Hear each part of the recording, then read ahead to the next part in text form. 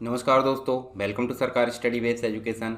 चलिए हम जो है पढ़ने वाले हैं सामान्य प्रबंधन। और अभी तक आपको पता है हमने बहुत सारे टॉपिक इसमें कवर कर लिए हैं। सामान्य प्रबंधन जैसे कि हम उसे बोल सकते हैं जनरल मैनेजमेंट। और ये आपको काम कहाँ आने वाला है ये आपको पहले से पता होगा, पटवारी और व्यापम की अन्य परीक्षाओं में देख सकते हैं। इसके पहले हमने पूरी प्लेलिस्ट में प्लानिंग यानी कि सबसे पहले तो हमने प्रबंधन क्या होता है यानी कि जो सामान्य प्रबंधन है या मैनेजमेंट है वो क्या होता है विस्तार से इसको जाना है। साथ ही हमने बहुत सारी चीज़ें उसके अंतर्गत जाना है। प्रबंधन के कुछ सिद्धांत हमने देखे हैं, व्यावसायिक पर्यावरण हमने देखे हैं। साथ ही उसके बाद उसके कार्य यानी कि प्लानिंग क्या होती है। प्लानिंग के बाद हमने दूसरा जो कार्य है उसका ऑर्गेनाइजेशन उसके बारे में विस्तार से जाना। उसके बाद स्टाफिंग यानी नियुक्तियोकरण के बारे में जाना। फिर है डायरेक्शन। डायरेक्शन के बाद हमने डायरेक्शन में बहुत सारी चीज़ें पढ़े। जैसे डायरेक्शन में आपने देखा होगा हमने मोटिवेशन, लीडरशिप और बहुत सारी चीज़ें जो कि डायरेक्शन से रिलेटेड उनके बारे में विस्तार से पढ़ा। और इसके जस्ट पहले हमने जो है अभी कंट्रोल के बारे में पढ़ा। कंट्रोल मतलब होता नियंत्रण। अब हमारे बेसिक काम तो हो गए हैं, कुछ और एक्स्ट्रा चीज़ें होती है प्रबंधन के अंतर्गत, उसको भी हम विस्तार से यहाँ पे जान लेते हैं ताकि हमारा जो है ऑलराउंडर यानी कि सारी चीज़ें यहाँ पे कवर हो जाएगी और हम किसी भी प्रकार से क्वेश्चन को हल कर सकते हैं। तो अभी हम जो है नेक्स्ट पढ़ने वाले हैं। जैसे कि आपको पता है प्रबंधन की शुरुआत से लेकर एंड तक जितनी भी एक्टिविटी होगी उसमें कहीं ना कहीं जो वित्त है यानी कि धन है या पैसा रुपया वो जरूर लगेगा। तो हम अगला जो टॉपिक पढ़ने वाले हैं वो वित्त का मैनेजमेंट ही देखने वाले हैं यानी वित्तीय मैनेजमेंट। तो उसके पहले हम वित्त क्या होता है वो जान लेंगे। वित्त मतलब फाइनेंस और फाइनेंस मतलब पैसा। और पैसे को ही मैनेज करना है किसके अंतर्गत, मैनेजमेंट के अंतर्गत। ठीक है, तो सिंपल सी बात है, अन्य सभी कार्य को जब मैनेज किया जा रहा है तो पैसे को मैनेज नहीं करेंगे तो उसको भी करना पड़ेगा ना। तो इसी को हम यहाँ पे जानेंगे और उसके बाद हम जो है नेक्स्ट जो चीज़ जानेंगे वो एक एक करके सारे टॉपिक हमारे यहाँ पे कंप्लीट हो जाएंगे। आप पहली बार आए हो तो सरकार स्टडी बेस्ड एजुकेशन जो यूट्यूब चैनल है जहाँ पे आप वीडियो देख रहे हो उसको सब्सक्राइब कर लीजिए, फ्री में होता है। और टेलीग्राम चैनल है SSW एजुकेशन PDF, इसको आप ज्वाइन कर लीजिए। यहाँ पे आपको PDF मिलेगी, हर एक लेक्चर की PDF मिलेगी। या तो वो 2-3 लेक्चर की एक साथ मिल सकती है या फिर एक एक लेक्चर की सेपरेट मिल सकती है। जितने भी सब्जेक्ट मैं पढ़ाऊँगा यहाँ पर उसकी सारी PDF आपको इस टेलीग्राम चैनल पर मिलने वाली है। इसको आप ज्वाइन कर सकते हैं, डिस्क्रिप्शन बॉक्स में लिंक है। तो हम पढ़ने वाले हैं व्यावसायिक वित्त जिसे हम बोल सकते हैं बिजनेस फाइनेंस। अब फाइनेंस मतलब रोकड़ा पैसा की बात कर सकते हैं, आप समझते ही होंगे। तो उसी को हम यहाँ पे जानने वाले हैं और बाद में उसके जानेंगे हम वित्तीय प्रबंध। क्या जानेंगे? वित्तीय प्रबंध। वित्तीय मतलब होता है फाइनेंस। ठीक है, फाइनेंशियल जो भी है फाइनेंशियल चीज़ें होती है उसको मैनेज करना, इसको हम यहाँ पे जानने वाले हैं। आप इन चैनल को भी एक बार जो है सर्च करके देख सकते हैं, आपके काम की चीज़ें होगी तो आपके लिए लाभदायक होगा। चलिए यहाँ पे हम जो है पहले टाटा स्टील के बारे में बात करते हैं। टाटा स्टील जैसे कि आपको पता होगा काफ़ी अग्रणी विश्व की टॉप 5 की कंपनी हम बोल सकते हैं, जिसके अंतर्गत हम यहाँ पे जानने वाले हैं। तो देखिए इसके द्वारा कोरस का अधिग्रहण किया। अब कोरस है क्या? कोरस एक ब्रिटिश स्टील के नाम से जाना जाता था जिसका अधिग्रहण टाटा स्टील ने कर लिया है। अब अधिग्रहण किया है तो कुछ ना कुछ तो पैसे दिया होगा। तो सिंपल सी बात, पैसे की बात की जा रही है, हम पढ़ रहे हैं व्यावसायिक वित्त है तो व्यवसाय से रिलेटेड यहाँ पे पढ़ने वाले हैं। जैसे कि आप देख सकते हैं 2007 की बात करें तो इसमें 8.6 अरब US डॉलर में इसका जो अधिग्रहण हुआ था। टाटा स्टील का विश्व में स्टील उत्पादन में 5वां स्थान बन गया है, ये चीज़ आपको पता होनी चाहिए। साथ ही जो टाटा है, टाटा ने 8 अरब डॉलर ऋण की उगाही की। साथ ही एक बार और हम देख सकते हैं 1 अरब डॉलर का पूर्वाधिकार अंशों में यहाँ विनियोग करेगी। मतलब कहीं ना कहीं से पैसे को अर्जित किया जाएगा तब कहीं जाकर जो है इतना पैसा जुटा पाए, यानी कि अधिग्रहण करने के लिए कहीं ना कहीं पैसों की ज़रूरत पड़ी है। इसके अलावा देखिए टाटा स्टील जो क्रेता अर्जक कंपनी है इसके द्वारा 36,500 करोड़ रुपए की वित्तीय व्यवस्था अधिग्रहण में सहायक रही। इसके अलावा टाटा स्टील द्वारा इस धनराशि की व्यवस्था ऋण के माध्यम से, समता निर्गमन या दोनों के संयोजन से यहाँ पे इसकी व्यवस्था देखने को मिलती है। कुछ धन की व्यवस्था अंतरित उपचय और उपार्जन द्वारा भी की गई है। तो ले दे के बात हो रही है वित्त की, और किससे रिलेटेड वित्त है? व्यवसाय यानी कि व्यापार से रिलेटेड वित्त है। ठीक है, तो चलिए इसके बारे में हम जानते हैं। तो व्यावसायिक क्रियाओं के संचालन हेतु धन की आवश्यकता होती है, ये चीज़ तो आपको पता। धन मतलब पैसा, और इसे ही हम क्या बोलते हैं? इसे हम व्यावसायिक वित्त बोलते हैं। लगभग सभी व्यावसायिक क्रियाओं के लिए कुछ ना कुछ धन की आवश्यकता होती है। कुछ ना कुछ क्या? धन की आवश्यकता के बगैर कुछ नहीं हो सकता। यानी कि हम जो है इन्वेस्ट करेंगे तभी व्यवसाय आगे बढ़ेगा, यानी कि धन लगाओगे तो धन आएगा। ठीक है, वित्त की आवश्यकता व्यावसायिक स्थापन, संचालन, इसमें आधुनिकीकरण, विस्तार अथवा विविधीकरण के लिए होता है। साथ ही वित्त एक व्यवसाय के जीवन काल में हर कदम पर आवश्यक होता है। किसी भी प्रकार की एक्टिविटी हो, कोई भी प्रक्रिया हो, आपको व्यवसाय में हर जगह पैसे की जरूरत पड़ेगी। उसी को क्या बोला जा रहा है? धन। और ये धन जो है वित्त कहलाता है और किससे रिलेटेड है? व्यवसाय से रिलेटेड। ठीक है, आपको समझ में आ रहा होगा। चलिए, दो शब्दों से मिलकर बना है। एक तो होता है व्यवसाय यानी व्यावसायिक हम बोल सकते हैं, और एक होता है वित्त, दोनों के योग से मिलकर बना है। अब व्यवसाय की अगर बात करें तो व्यवसाय तो मतलब ऐसी मानवीय क्रिया जो लाभ कमाने के लिए काम कर रही। और वित्त का मतलब क्या होता है? वित्त मतलब परिवार जो स्वामी होता है, यानी कि जो सारी चीज़ें रिस्क लेता है व्यवसाय से रिलेटेड। विनियोक्ता होता है जो हम न्यू मतलब एक प्रकार से इन्वेस्ट करता है। गवर्नमेंट होती है। वित्तीय संस्थाएं होती है, जैसे कि हम बात करें बैंक की, ठीक है, आरबीआई, एसबीआई, ये सब जो है वित्तीय संस्था है। ये किस प्रकार अपनी मुद्रा का संचालन और प्रबंध करते हैं, एक परिभाषा हम देखते हैं इसके अंतर्गत। व्यावसायिक वित्त का अभिप्राय व्यवसाय की मौलिक आवश्यकताओं के लिए विभिन्न साधनों से उचित शर्तों पर धन प्राप्त करना, व्यावसायिक उद्देश्यों की पूर्ति हेतु उसका उपयोग एवं प्रबंध करना, ये सभी चीज़ें व्यावसायिक वित्त के अंतर्गत देखने को मिलती है। और अन्य कुछ परिभाषाएं आपको मैं दिखा देता हूं यहाँ पे, ताकि एग्जाम में अगर आए तो आपको कन्फ्यूजन ना हो। जैसे एक व्यक्ति है गुथमैन एवं डूगल के अनुसार, गूगल नहीं समझना, ये डूगल है, ठीक है। व्यापक परिभाषा के रूप में व्यावसायिक वित्त से अभिप्राय उन कार्यों से है जो व्यवसाय में प्रयुक्त कोषों, कोष मतलब जो धन कोष, जमा राशि जो होती है, उसके नियोजन, उसको एकत्रीकरण, नियंत्रण और प्रशासन से संबंधित होती है। मतलब क्या बोला जा रहा है? जो व्यावसायिक वित्त है वो एक प्रकार से बहुत सारी क्रियाओं का एक प्रकार से संयोजन हो सकता है। बार्नबिले और डिवे के अनुसार अगर देखें तो व्यावसायिक वित्त के अंतर्गत पूंजी को एकत्रित करने तथा पूंजी के प्रबंध करने की क्रिया सम्मिलित की जाती है। एफ.डब्ल्यू. पेस के अनुसार आधुनिक मुद्रा प्रयुक्त अर्थव्यवस्था में व्यावसायिक वित्त का अभिप्राय मुद्रा को उस समय अनुकूल शर्तों पर उपलब्ध कराना जिस समय उसकी आवश्यकता हो। ठीक है, मतलब जैसे व्यवसाय में आपने देखा होगा कभी भी हमको जो है क्या लग सकती है? मुद्रा की आवश्यकता यानी वित्त की आवश्यकता होती है, तो उस समय उसकी आवश्यकता हो जाना, उसी को हम क्या बोल रहे हैं? व्यावसायिक वित्त बोल रहे हैं। तो ये एफ.डब्ल्यू. पेस के द्वारा बोला गया है। चलिए आगे देखते हैं। अब नेक्स्ट जो चीज़ हमको देखने को मिलती है वित्तीय प्रबंध।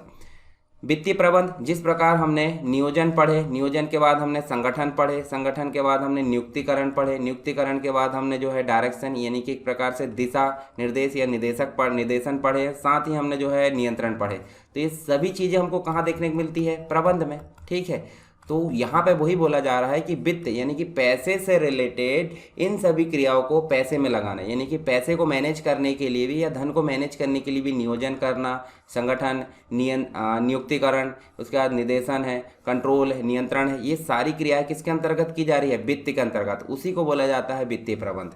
आई होप आपको समझ में आ रहा होगा। चलिए, सभी वित्त के लिए कुछ लागत की आवश्यकता होती है। यह अति आवश्यक है कि इसकी आवश्यकता की जो व्यवस्था है अत्यंत सावधानी पूर्वक की जानी चाहिए। वित्तीय प्रबंध का संबंध जो है इसकी इष्टतम उपलब्धता से है, मतलब जब इसकी ज़रूरत हो तब उसकी उपलब्धता हो जाए, तभी हम बोल सकते हैं कि व्यावसायिक मतलब जो वित्तीय प्रबंध है वो सही तरीके से हुआ है। अब आप देख सकते होंगे, आप नॉर्मल उदाहरण लेते हैं, आपको एक साल बाद क्या करना है, या अपनी जो भी सैलरी है जमा पूंजी वो धीरे धीरे आप मैनेज करते हो, ताकि आगे एक साल बाद आपको घर बनाना है, बाइक लेना है, कार लेना है, उसके लिए आप क्या करते हो? उसको मैनेज करते हो।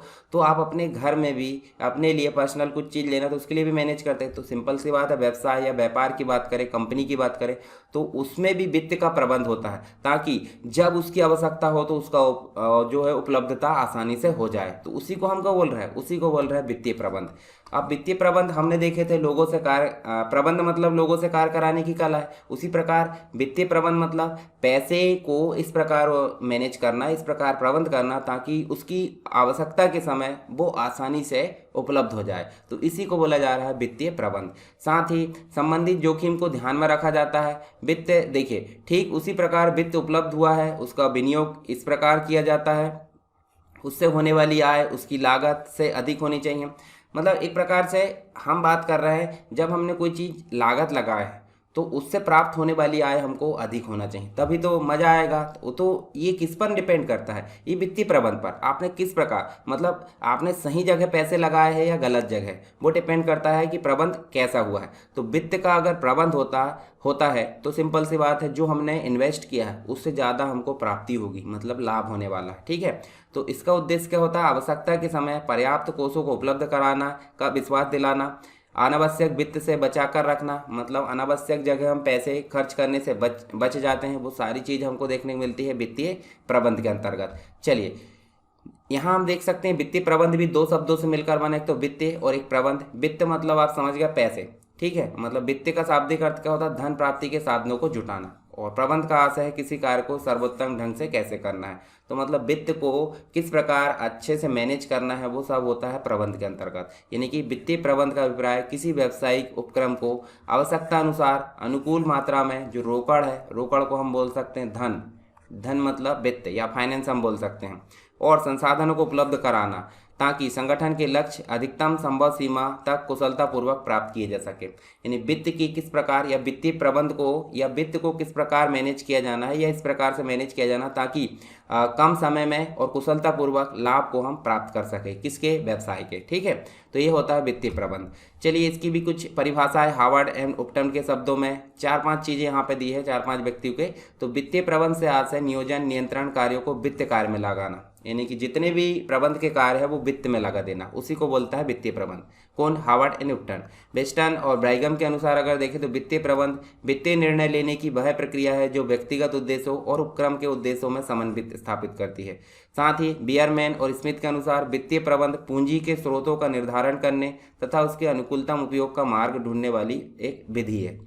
सोलेमन के अनुसार अगर देखें, वित्तीय प्रबंध को कोषों की व्यवस्था करने के संबंधित स्टाफ गतिविधि के रूप में भी नहीं देखा जाना चाहिए, बल्कि समग्र प्रबंध के एक अभिन्न अंग के रूप में परिभाषित किया जाना चाहिए। मतलब इनके द्वारा बोला जा रहा है कि वित्तीय प्रबंध को आप अलग नहीं मान सकते, इसको प्रबंध का ही एक अंग मानना है। चलिए आगे चलते हैं। देखिए वित्तीय प्रबंध जो होता है कहीं ना कहीं हमारे अंतिम खाते, अब अंतिम खाते आपको पढ़ने को मिलेगा, जिसे हम जो है लेखांकन यानी कि अकाउंटिंग पढ़ते हैं, तो अकाउंटिंग में आपने देखा होगा अंतिम खाते बनते हैं। अंतिम खातों से मतलब लाभ हानि खाता होता है, व्यापार खाता होता है, और बैलेंस शीट होती है, जिसमें संपत्ति और दायित्व को कैलकुलेट किया जाता है, लाभ हानि को कैलकुलेट किया जाता है, और व्यापार खाते को कैलकुलेट किया जाता है। ये सब अंतिम खाते होते हैं। तो यहाँ बात वही बोली जा रही है कि वित्तीय प्रबंध कहीं ना कहीं प्रत्यक्ष या प्रत्यक्ष रूप से जो अंतिम खाते हैं उनको प्रभावित करते हैं। ठीक है, तो चलिए यहाँ पे हम देखते हैं पहला जो है व्यवसाय की स्थिर संपत्तियों का आकार तथा उनका सम्मिश्रण। तो जैसे स्थायी संपत्ति में अगर 100 करोड़ रुपए की विनियोग पूंजी का बजट निर्णय है, तो इस राशि से स्थायी संपत्तियों के आकार को बढ़ जाएगा, और स्थायी संपत्ति का आकार बढ़ेगा, यानी कि जो बैलेंस शीट है, बैलेंस शीट में आपको परिवर्तन देखने को मिलेगा, जो कि अंतिम खाते का एक रूप होता है। दूसरा, चालू संपत्तियों की मात्रा तथा उनका रोकड़ या स्टॉक और प्राप्तियों में विभाजन। तो स्थायी संपत्तियों के विनियोजन में, इन्वेस्टमेंट में वृद्धि कार्यशील पूंजी की में भी आवश्यकता के अनुरूप वृद्धि करता है। ठीक है, अब पूंजी में वृद्धि होगी तो सिंपल सी बात है दायित्व मतलब एक प्रकार से बैलेंस शीट में परिवर्तन हमको देखने को मिलेगा। फिर है दीर्घकालिक एवं अल्पकालिक वित्तीय राशियों को उपयोग में लाना। तो वित्तीय प्रबंध में दीर्घकालीन और अल्पकालीन वित्त के अनुपात का निर्णय भी निहित है। एक उद्यम मतलब एक व्यवसाय, ठीक है, अधिक तरल पूंजी की आवश्यकता होती है, तो उसे उसके अनुपात में दीर्घकालीन आधार पर अधिक राशि जुटानी होती है। ठीक है, आगे देखते हैं दीर्घकालीन वित्त का ऋण तथा समता में विभाजन। तो यहाँ कुछ कुल दीर्घकालीन वित्त के लिए ऋण अथवा गैर समता पूंजी को बढ़ाना भी वित्तीय प्रबंध निर्णय ही है। तो ले देखा बात हो रही है दायित्व, पूंजी, संपत्ति, इन सभी की बात हो रही है। तो आपको समझ में आ गया होगा कि वित्तीय प्रबंध कहीं ना कहीं अंतिम खातों को प्रभावित करता है, चाहे वो प्रत्यक्ष रूप से हो सकता है, चाहे वो अप्रत्यक्ष रूप से हो सकता है। चलिए आगे चलते हैं। यहाँ पे अब उद्देश्य क्या है, उद्देश्य की अगर बात करें तो सिंपल मैं एक भाषा में बताऊं, जिस संस्था में पैसों का लेन देन या पैसों का हिसाब किताब सही रूप से रखा जाएगा, उसके लिए बाहर से निवेशक भी यानी कि जो इन्वेस्टर होते हैं वो अधिक से अधिक, या फिर शेयर धारक होते हैं, शेयर खरीदने वाले।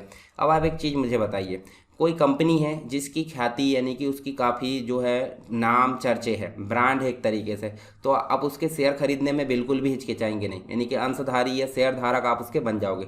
दूसरी चीज़, उसमें इन्वेस्ट करने की अगर बात है तो आप आसानी से उसमें इन्वेस्ट कर सकते हैं। क्यों? क्योंकि वो सारी चीज़ों को मेंटेन अच्छे से करता है, उसका वित्तीय प्रबंध जो है सही है, ताकि आपको भविष्य में किसी प्रकार का घाटा ना हो। तो इसीलिए बोली जा रही बात कि यहाँ पे अगर वित्तीय प्रबंध का मुख्य उद्देश्य क्या होता है, वित्तीय प्रबंध मतलब पैसों का हिसाब किताब सही तरीके से रखना, सही जगह हम पैसों को लगाना, ताकि हमारी जो लागत है उससे ज़्यादा हमको आय प्राप्त हो। और कंपनी अगर प्रोग्रेस करेगी तो उसकी ख्याति या ब्रांड बनेगा, और बाहर के जो अंशधारक है, अंशधारी है, निवेशक है, वो सब आकर्षित होंगे और उसमें पैसा लगाने के लिए आगे निकल कर आएंगे। तो सिंपल सी बात है, इसका मुख्य उद्देश्य अंशधारियों की धन की संपदा में अधिकतम वृद्धि की जाती है। शेयर धारक, इन्वेस्टर, बहुत सारी चीज़ हमको देखने को मिलती है। तो सीधा मतलब आप समझ जाइए कि अगर ख्याति बढ़ेगी, अगर ब्रांड बनेगा हमारी कंपनी व्यवसाय का, तो बाहर से लोग उसको लिए आकर्षित होंगे। ठीक है, चलिए यहाँ देख सकते हैं हम, देखिए लाभ अधिकतम मीणीकरण है ना। अब यहाँ देख सकते हैं लाभ, एक तरीके से किसी भी संस्था या व्यवसाय का एक उद्देश्य होता है लाभ कमाना, लाभ कमाना होता है। तो वित्तीय प्रबंध को अधिकतम लाभार्जन के उद्देश्य से कार्य करना चाहिए, ये उसका मुख्य उद्देश्य हो गया। दूसरा, संपत्ति का अधिकतमीकरण। अधिकतमीकरण मतलब देखिए लाभ बढ़ा तो साथ ही साथ जो है संपत्ति भी अधिक होगी। क्यों? क्योंकि भाई सिंपल सी बात है, संपत्ति क्या होती है, संपत्ति जो होती है स्थायी और अस्थायी दोनों होती है। जैसे कि आपका धन की बात करें या पैसे की बात करें तो वो अस्थायी संपत्ति, तरल संपत्ति बोलते हैं। जैसे आपको तुरंत कोई चीज़ की आवश्यकता है तो आप तुरंत पैसे देकर उसको ले सकते हैं। पैसे क्या है आपकी? तरल, यानी कि अस्थायी है। और स्थायी संपत्ति किसे बोलते हैं? मशीनीकरण। तो दोनों ही संपत्ति का अधिकतमीकरण किसके द्वारा किया जाता है? व्यावसायिक प्रबंध के द्वारा, या एक प्रकार से वित्तीय प्रबंध के द्वारा। लाभ भी किसके द्वारा अर्जित किया जाता है ज़्यादा से ज़्यादा? वित्तीय प्रबंध के द्वारा। तो मुख्य रूप से हम देख सकते हैं व्यष्टि स्तर पर प्रॉफिट को मैक्सिमाइज करना और वेल्थ यानी कि संपत्ति को मैक्सिमाइज करना। समष्टि स्तर पर अगर देखें तो समष्टि स्तर पर वित्तीय प्रबंध एकमात्र उद्देश्य देश में उपलब्ध भौतिक और जो मानवीय संसाधन है उसका सर्वश्रेष्ठ एवं मितव्ययी उपयोग करना होता है। तो ये भी आप समझ सकते हैं। चलिए, वित्तीय प्रबंध के कुछ कार्य हैं, जैसे कि प्रशासनिक कार्य हो सकते हैं और कुछ दैनिक कार्य हो सकते हैं। तो एक नज़र हम देख लेते हैं, ताकि अगर एग्जाम में कुछ ऐसे ऑप्शन आते हैं तो आपको बन जाना चाहिए। जैसे वित्तीय नियोजन करना, ये प्रबंध का प्रशासनिक कार्य है। दूसरा, वित्तीय प्राप्ति की व्यवस्था करना, ये भी इसका प्रशासनिक कार्य है। लाभांश नीतियों में योगदान देना, संपत्ति प्रबंधन करना, ये सब क्या है? वित्तीय प्रबंध के प्रशासनिक कार्य है। साथ ही हम दैनिक कार्य की अगर बात करें तो लेन देन का अभिलेख करना, डेली के जितने भी ट्रांजैक्शन होते हैं, जितने भी सौदे होते हैं, मतलब लेन देन जो होते हैं उनको लिखना, ये सब दैनिक कार्य है। वित्तीय विवरणों का निर्माण करना, वित्तीय विवरण से मतलब होता है सिंपल सी बात, जहां लेखा जोखा सीक्वेंस में लिखे होते हैं। वित्तीय पुस्तकों की सुरक्षा करना, आगे हम पढ़ेंगे लेखांकन के बारे में। रोकड़ व उधार की व्यवस्था, ये सारी चीज़ होती है दैनिक के कार्य। ठीक है, तो प्रशासनिक कार्य और दैनिक कार्य थोड़ा सा आप अंतर स्पष्ट करके रखिए। साथ ही हम देख सकते हैं वित्तीय निर्णय। अब निर्णय मतलब पैसों से रिलेटेड आप निर्णय क्या क्या ले सकते हैं, जैसे कि निवेश से संबंधित निर्णय होते हैं, वित्तीयन से संबंधित निर्णय होते हैं और लाभांश से संबंधित निर्णय होते हैं। चलिए तीनों को एक एक करके हम जान लेते हैं। जैसे अगर निवेश की बात करें तो वित्तीय संसाधन आवंटन को संदर्भित करता है ये। साथ ही ये जो है दो प्रकार का होता है, एक तो दीर्घकालीन निवेश होता है और एक होता है अल्पकालीन निवेश। ठीक है, साथ ही एक प्रकार से वित्तीय संबंधी निर्णय की अगर बात करें तो विभिन्न दीर्घकालिक स्रोत जैसे कि इक्विटी शेयर है, वरीयता शेयर है, डिवेंचर है, बैंक ऋण है, इन सब से जुटाई जाने वाली जो वित्त राशि से संबंधित होता है, जिसे हम बोलते हैं वित्त संबंधी निर्णय। और इसको प्रभावित करने वाले कुछ कारक होते हैं, जैसे कि कॉस्ट यानी कि लागत होती है, जोखिम होता है यानी रिस्क हम बोल सकते हैं, फ्लोटेशन कॉस्ट होती है, पूंजी बाजार, ये सभी जो है वित्त को प्रभावित करते हैं, वित्तीय संबंधी निर्णय को। लाभांश की अगर बात करें तो लाभांश का मतलब क्या होता है? जितने भी अंशधारी, जितना लाभ है कर टैक्स देने के पश्चात, तो उस लाभांश को जो अंशधारी होते हैं, शेयर धारक होते हैं, उन सभी में बांटना, उससे संबंधित निर्णय को बोलते हैं लाभांश से संबंधित निर्णय। चलिए यहाँ पे जो है हम जो तीनों चीज़ों को देख लिए, निर्णय से संबंधित, अब वित्त से संबंधित नियोजन को देखते हैं। नियोजन प्रबंध के अंतर्गत पहला काम था नियोजन, यानी कि क्या करना है, किस प्रकार करना है, कौन सी विधि होगी, ये सब क्या था? ये नियोजन था। यानी कि हमको कोई भी काम करने से पहले उसके बारे में सोचना होता है, एक प्रकार से प्लान बनाना होता है, उसी को हम क्या बोलते हैं? नियोजन। अब बात हो रही है वित्त से संबंधित, यानी कि जो हमारे पास धन को, जितना भी धन से रिलेटेड जितनी भी एक्टिविटी है उसके लिए प्लान तैयार करना, उसी को क्या बोला जा रहा है, उसे बोला जा रहा है नियोजन। यानी कि फाइनेंस से रिलेटेड प्लानिंग करना वित्तीय नियोजन कहलाता है। यानी कि वित्तीय ब्लूप्रिंट खाका या स्वरूप उसका तैयार करना। वित्तीय नियोजन का उद्देश्य उचित समय पर पर्याप्त निधि सुलभ करने का आश्वासन होता है। इसके अलावा वित्तीय नियोजन वास्तव में पूंजीगत आवश्यकताओं एवं उसके स्वरूपों को पहले से निर्धारित किया जाता है। जितना भी पैसा खर्चा होना है, जो भी एक्टिविटी होनी है वित्त से संबंधित, उसको पहले से ही तैयार कर लेना, उसका ब्लूप्रिंट तैयार कर लेना वित्तीय नियोजन कहलाता है, या फाइनेंशियल प्लानिंग बोल सकते हैं।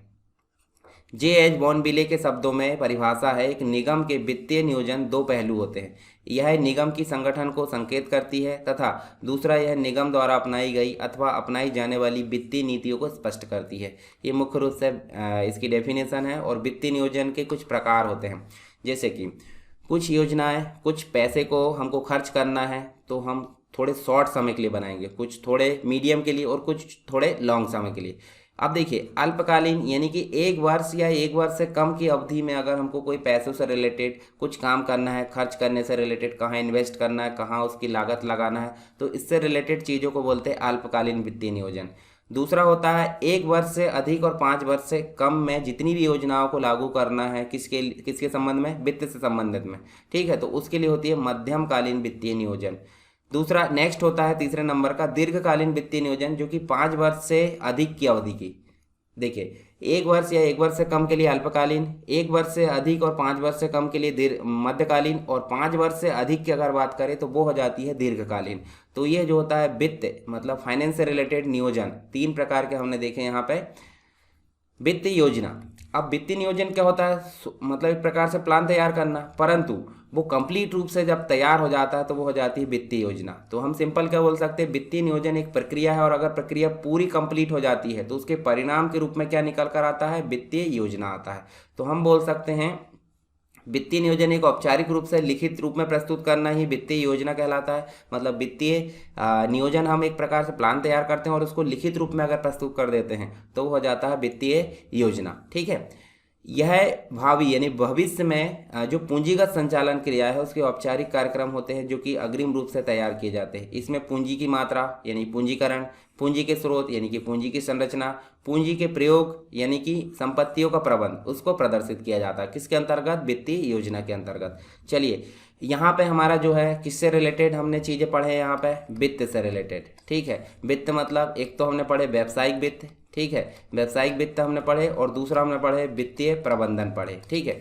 दोनों के बारे में हमने विस्तार से यहाँ पे पढ़े। इससे रिलेटेड कुछ क्वेश्चन को हल कर लेते हैं और उसके बाद हम जो है नेक्स्ट टॉपिक पर बात करेंगे। चलिए इसके कुछ क्वेश्चन हम देख लेते हैं यहाँ पर। क्वेश्चन को आप साथ साथ में कमेंट बॉक्स में आंसर देते चले, आपकी भी प्रैक्टिस होती चलेगी, ठीक है। तो वित्तीय निर्णय में लाभांश, वित्त पोषण और निवेश शामिल है। अब बताइए वित्तीय निर्णयों में लाभांश भी शामिल है, वित्त पोषण भी और निवेश भी शामिल है। किससे रिलेटेड होता है ये, भौतिक निर्णय होता है क्या, मानव संसाधन निर्णय होता है, वित्तीय निर्णय होता है या उत्पादन निर्णय।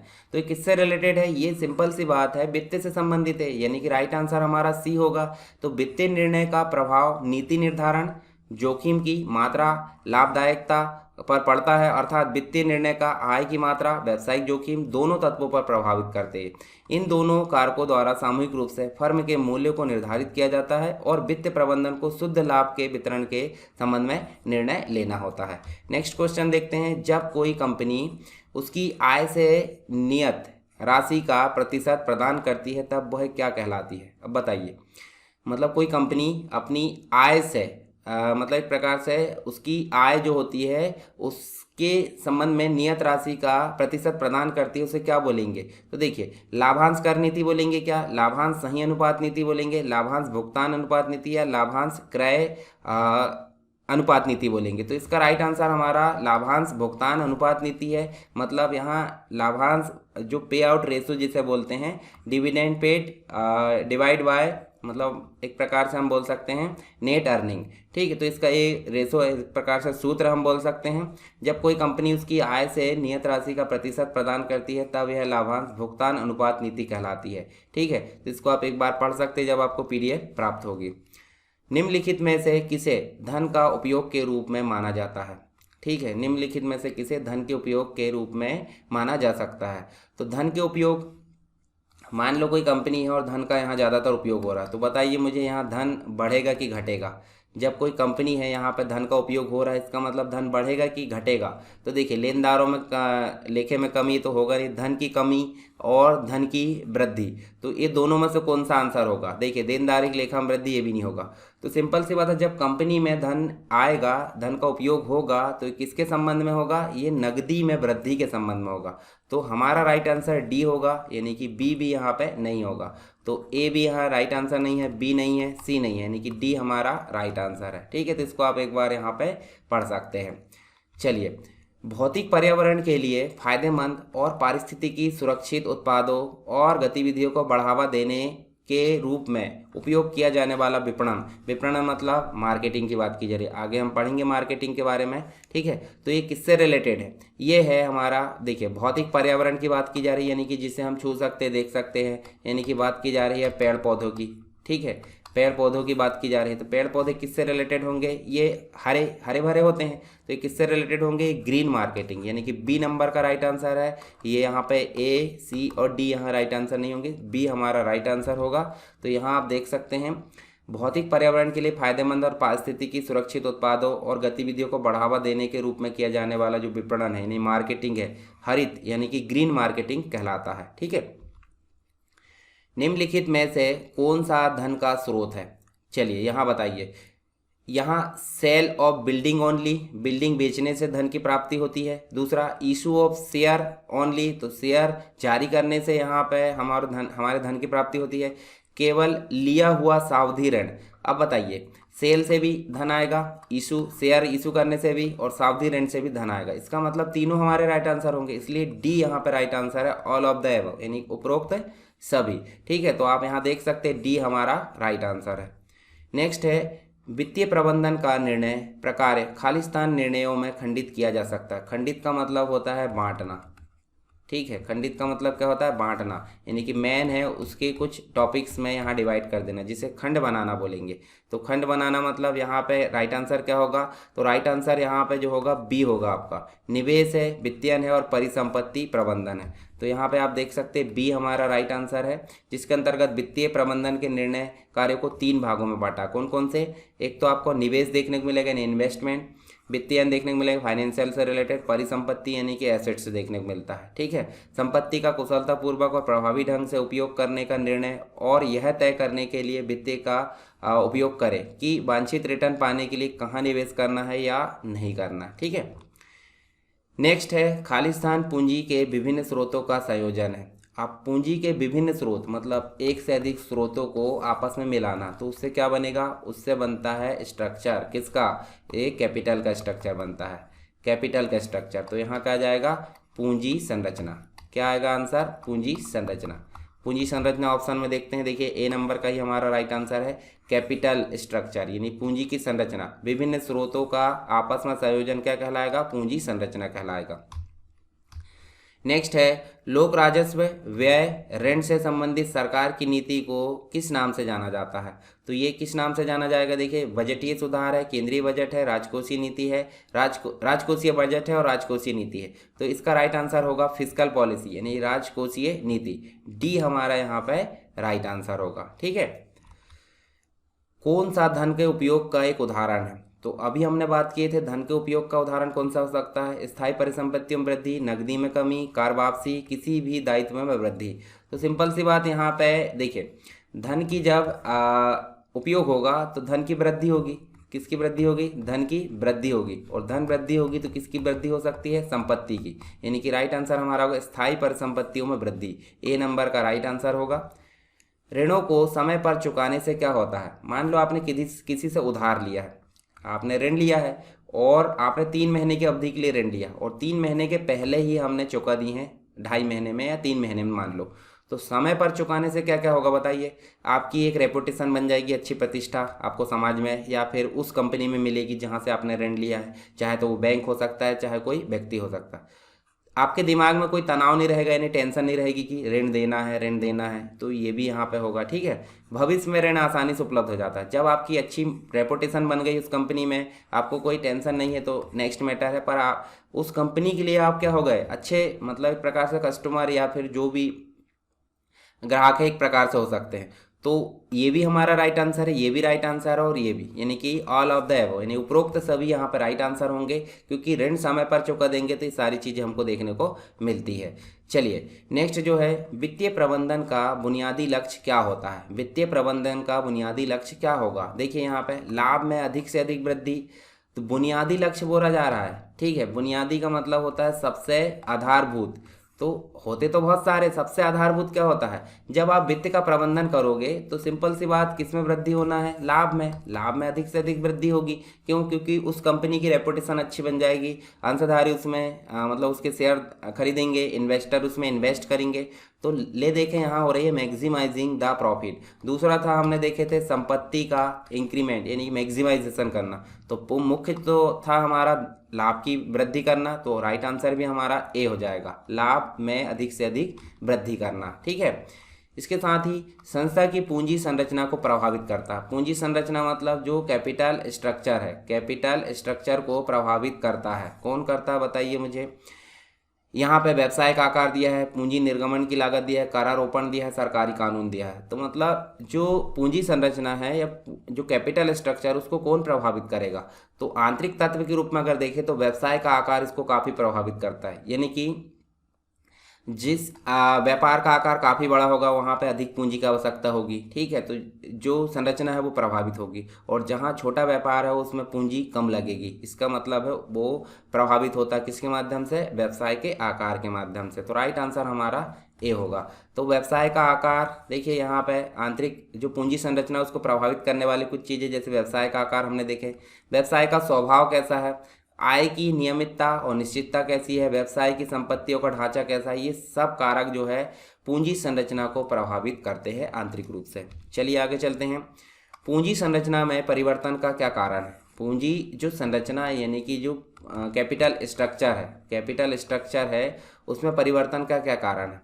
तो देखिए, अंशधारियों की मनोवृत्ति में परिवर्तन होता है तो पूंजी परिवर्तित होती है, वैधानिक परिवर्तन होता है तो भी पूंजी परिवर्तित होगी, परिवर्तनशील प्रतिभूतियों का निर्गमन होता है तो भी पूंजी, यानी कि इसका मतलब है डी नंबर का हमारा राइट आंसर है। ठीक है, तो यहाँ पे डी हमारा राइट आंसर है, जिसमें आपको देखने को मिलेगा ये तीनों चीज़ों के माध्यम से जो पूंजी संरचना यानी कि कैपिटल स्ट्रक्चर है वो परिवर्तन देखने को मिलता है। तो यहाँ पे हमने जो है व्यावसायिक वित्त और वित्तीय प्रबंधन से रिलेटेड थ्योरी और साथ में उसके एमसीक्यूज यहाँ पे कवर किए हैं। चलिए अब हमारा जो नेक्स्ट टॉपिक है व्यावसायिक वित्त ने व्यावसायिक जो वित्त है और वित्तीय प्रबंधन के पश्चात विपणन। विपणन आप समझ सकते होंगे मार्केटिंग। अब मार्केटिंग आपके दिमाग में कुछ कुछ चलने लगा होगा। मार्केटिंग मतलब कोई व्यक्ति आता है आपको बोलता है कि ये प्रोडक्ट खरीद लो, या जो भी है दुनिया भर का जो है मतलब एक प्रकार से आपके दिमाग में आ गया होगा। तो मार्केटिंग आप समझ सकते हैं, मार्केटिंग के बारे में हम विस्तार से पढ़ेंगे, जिसके अंतर्गत क्रय करना, विक्रय करना। ठीक है, जो उपभोक्ता है, उपभोक्ता मतलब जो वस्तु की उपभोग करता है, जैसे अंतिम उपभोक्ता की बात करें, मतलब मान लो हमने कोई चीज़ खरीदे हैं। चलिए मान लो मैं एक लैपटॉप या कंप्यूटर खरीदता हूँ और मैं उसका उपयोग करता हूँ, तो मैं क्या हो गया, मैं उपभोक्ता हो गया, कस्टमर हो गया। ठीक है, मतलब कंज्यूमर हो गया। कंज्यूमर का मतलब एक प्रकार से कंज्यूम करना, कोई चीज़ मैंने लिया खाने की और मैंने खुद उसको उपयोग कर लिया, तो वो क्या है, कंज्यूमर। परंतु यदि मैं लैपटॉप या कंप्यूटर को खरीदता हूँ किसके लिए, बेचने के लिए, तो मैं क्या हो गया, मैं तो एक प्रकार से व्यापारी हो गया ना, मीडिएटर हो गया, मतलब थोक खरीद रहा हूँ और फुटकर बेच रहा हूँ, तो उस हिसाब से उसको उपभोक्ता नहीं बोलेंगे। तो यहाँ पे क्रय विक्रय, जो उपभोक्ता की प्रवृत्ति है उसकी जो भी स्थिति उसकी जानकारी रखना, ये सारी जो प्रक्रिया है वो सब किसके अंतर्गत शामिल हो जाएगी, मार्केटिंग के अंतर्गत। तो ले देखे बात कर सकते हैं कि यानी कि जो उत्पाद हो रहा है कारखाने में, उत्पाद को उपभोक्ता तक पहुंचाने के लिए, उत्पाद को उपभोक्ता तक पहुंचाने के लिए जो भी प्रोसेस होती है उसे हम बोलते हैं मार्केटिंग। आई होप आपको क्लियर हो गया होगा। चलिए इसके बारे में हम विस्तार से जानते हैं। कंपनियां अपना व्यवसाय कहाँ करती है, ये क्वेश्चन आपके दिमाग में। देखिए, जो कंपनी होती है या फिर जो व्यापार होते हैं वो अपना व्यवसाय कहाँ करेंगे, तो कहाँ कर सकते हैं, एक तो बाजार में या समाज में। दो जगह होती है। बाजार का मतलब क्या होता है, देखिए एक होता है क्रेता मतलब खरीदने वाला, और एक होता है विक्रेता यानी कि बेचने वाला। और ये दोनों जहाँ मिलकर अपना लेन देन करते हैं, जहाँ मिलकर अपना लेन देन करते हैं, उस स्थान को हम क्या बोलेंगे, उस स्थान को हम बोलेंगे बाजार। क्या बोलेंगे, बाजार। और बाजार को ही इंग्लिश में बोलते हैं मार्केट। क्या बोलते हैं, मार्केट। आई होप आपको ये चीज़ें क्लियर हो गई होगी।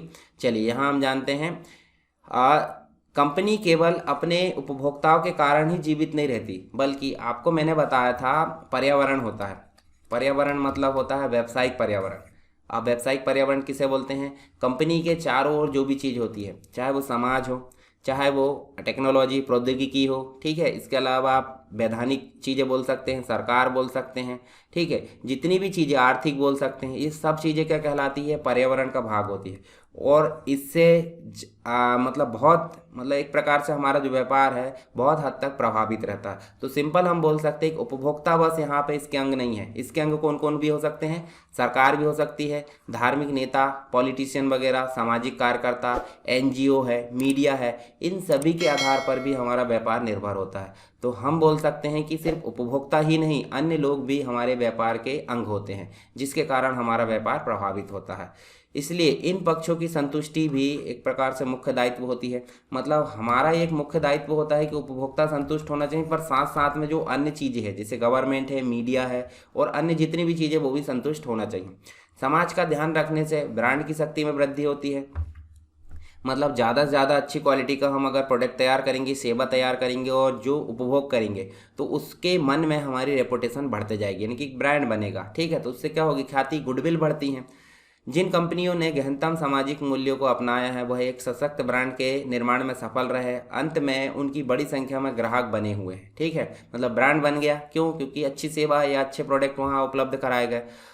सामाजिक न्याय क्षेत्र को दो वर्गों में बांटा है। पहले वर्ग में बच्चों का पोषण आ जाता है, उनकी देखभाल, बुजुर्गों के लिए घर, भूखे लोगों को, यानी कि एक प्रकार से भूख को समाप्त करना, प्राकृतिक आपदा में प्रभावित लोगों की सहायता करना, ये सब जो है पहले पक्ष में जाते हैं। मतलब जो सामाजिक न्याय है उसमें पहले पक्ष में। दूसरा समस्या है जो कि समाज को एक लंबी अवधि में रहने का एक सुंदर स्थान बनाती है, दूसरे वर्ग में जाते हैं, ठीक है। तो ये चीज़ हमको देखने को मिलती है। साथ ही यहाँ आगे देखें हम, तो देखिए परंपरागत रूप से विपणन की व्याख्या इसके कार्य अथवा क्रियाओं के रूप में की गई है। इस अर्थ में विपणन को उन व्यावसायिक क्रियाओं का निष्पादन माना जाता है। मतलब एक प्रकार से विपणन को हम सिर्फ एक ही क्रिया नहीं मान सकते, एक से अधिक क्रियाओं का कलेक्शन, एक से अधिक जो प्रोसेस है उसका कलेक्शन हम बोल सकते हैं क्या, विपणन, यानी कि मार्केटिंग हम बोल सकते हैं। तो सिंपल हम बोले, वस्तु एवं सेवाएं जो है उत्पादक से उपभोक्ता तक पहुंचती है। तो हम देख सकते हैं वस्तुओं का उत्पादन अपने स्वयं के उपभोग के लिए नहीं करते हैं, वो एक प्रकार से किसके लिए करते हैं। जैसे मान लो एक कंपनी है, एक कारखाना, वो किसका निर्माण कर रही है, कोई भी चीज़ का, कंप्यूटर है, लैपटॉप है, मोबाइल है, जो भी है, वो अगर उत्पादन कर रही है तो वो खुद के लिए कर रही है क्या, बिल्कुल नहीं, वो दूसरे तक पहुंचाने के लिए, ना उपभोक्ता के लिए जो उसको कंज्यूम करेगा, ठीक है, दूसरे लोगों के लिए करती है। तो सिंपल सी बात है, उसको दूसरे लोग जिसके द्वारा उपयोग किया जाना, उनकी इच्छा पर भी एक प्रकार से काम करना चाहिए, ठीक है। तो एक क्रय है, विक्रय है और उपभोक्ता की इच्छा पर ध्यान देना, ये सारी चीज़ें जाती है मार्केटिंग में। तो यहाँ पे हम देख सकते हैं, देखिए उत्पाद का रूपांकन करना, उत्पाद किस प्रकार करना है, क्या चीज़ करना है, सारी चीज़ यहाँ। व्यापार है, पैकेजिंग, भंडारण, परिवहन यानी कि ट्रांसपोर्टेशन, ब्रांडिंग है, विक्रय है, विज्ञापन है, मूल्य निर्धारण, ये सभी क्रियाएं हमारी मार्केटिंग का एक हिस्सा होती है।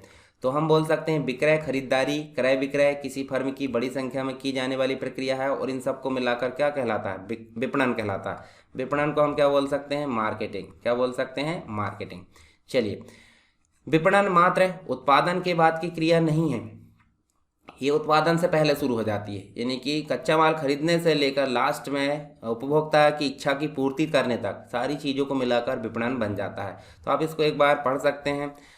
चलिए यहाँ पे हम देखते हैं, कुछ परिभाषाएं देखने को मिलती है। तो देखिए, व्यवसाय जो है वित्तीय विज्ञान न होकर व्यापार, क्रय विक्रय है। इसका संबंध ऐसी श्रेष्ठ वस्तु एवं सेवाओं के उत्पादन से है जिनके लोग भुगतान करने को तत्पर हो जाते हैं। ये एंटा रॉडिक के द्वारा बोला गया है और फिलिप कॉटलर के द्वारा बोला गया है। विपणन को एक दिन में सीखा जा सकता है, पर सीखने का मतलब ये नहीं कि हो गया कंप्लीट। इसके अंतर्गत दक्षता, कार्यकुशलता हासिल करने में हमको बहुत समय लग जाता है, ये बोला गया है फिलिप कोटलर के द्वारा। और मैंने बताया था बाजार क्या होता है, बाजार जहाँ क्रेता मिलता है और विक्रेता मिलता है और आपस में लेन देन करते हैं, उस स्थान को हम क्या बोलेंगे, बाजार बोलेंगे। तो ये आप समझ सकते हैं। नॉर्मली अगर बोला जाए तो हम बोल सकते हैं, देखिए आम भाषा की बात कर ली हमने क्रेता विक्रेता, परंतु ये दूसरे रूप में भी प्रयुक्त होता है। जैसे उत्पाद बाजार की अगर बात करूँ, उत्पाद मतलब जहाँ प्रोडक्ट बिकता है, जैसे कि रुई मंडी, सोना बाजार हम बोल सकते हैं, ठीक है। इसके अलावा शेयर बाजार, ये सब क्या है, उत्पाद बाजार। दूसरा भौगोलिक बाजार होते हैं, जिसके अंतर्गत नेशनल होता है और एक इंटरनेशनल, यानी राष्ट्रीय और अंतर्राष्ट्रीय हो सकता है। नेक्स्ट है उपभोक्ता के प्रकार के आधार पर फुटकर बाजार और थोक बाजार दोनों हो सकते हैं। तो ये सब अलग अलग कैटेगरी में बाजार है, इन सभी को हम बाजार बोल सकते हैं। लेकिन आधुनिक रूप में बाजार शब्द को देखिए, इससे अभिप्राय किसी वस्तु एवं सेवा के वास्तविक एवं संभावित क्रेताओं के समूह से होता है। मान लो कोई व्यक्ति एक फैशन डिज़ाइनर है, उसने एक क्या बनाया, एक डिज़ाइन बनाया है, ठीक है, नया डिज़ाइन बनाया। उसके लिए एक से अधिक लोग जो है डिमांड लगा कर बैठे हैं कि भाई ये चीज़ हमको भी चाहिए। तो जो बनाने वाला है और जो खरीदने वाले हैं, वो जब आपस में मिलेंगे तो उसे बोलेंगे बाजार। जैसे कि पोशाक बाजार हम बोल सकते हैं, कपड़ों का बाजार, पंखों का बाजार हो सकता है, साइकिल का बाजार हो सकता है, बिजली बल्ब का बाजार, शैम्पू का बाजार, ये सब हो सकते हैं बाजार के रूप में। चलिए आगे देखते हैं। कुछ विशेषताओं की अगर बात करें, अपेक्षा एवं आवश्यकता के आधार पर, उत्पाद सृजन के आधार पर, ग्राहक के योग्य मूल्य के अनुसार और विनिमय पद्धति के अनुसार, ये कुछ विशेषता होती है। जैसे कि हम बात करें तो देखिए, अपेक्षा और आवश्यकता, विपणन प्रक्रिया व्यक्ति और समूह को वह जो कुछ चाहते हैं उसे प्राप्त करने में सहायता प्रदान करती है। मान लो पुराने समय में क्या होता था, जो कारखाने में माल उत्पादित होता था वो उपभोक्ता तक पहुंच जाए तो उसको उपयोग कर लेता था। पर आजकल प्रोडक्ट में इतनी वैरायटी आ चुकी है कि अगर उपभोक्ता की मांग जिस अनुसार है उस अनुसार हम नहीं चले तो क्या होगा, वो जो प्रोडक्ट है वो नहीं चल पाएगा। यानी पहले कारखानों के अनुसार कौन चलता था, ग्राहक, अब ग्राहक के अनुसार कारखाने चल रहा है। ये चीज़ आपको पता चल गई होगी। और ग्राहक को उसकी अपेक्षा और आवश्यकता की पूर्ति के लिए विपणन हमारी मदद करता है, ठीक है। दूसरी चीज़ उत्पाद का सृजन, यानी कि देखिए आकार, गुणवत्ता, रुचि आदि जो है एक निश्चित मूल्य पर निश्चित दुकान अथवा स्थान पर उपलब्ध है। ये सब जो होता है विपणन के कारण ही पॉसिबल है।